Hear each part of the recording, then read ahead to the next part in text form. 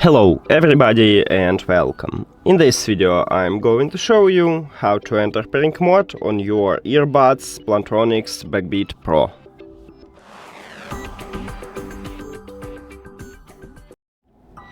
So you have to start by open the charging case and remove your earbuds from the case.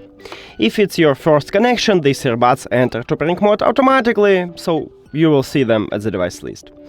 But I need to enter pairing mode manually. I guess you need to also, maybe.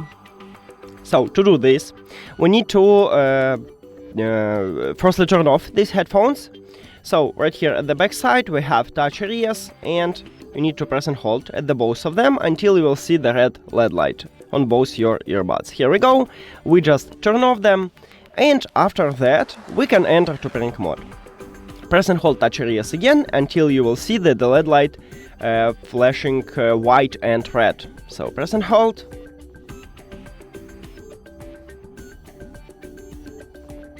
Here we go, we have it. So now we can check it in the Bluetooth.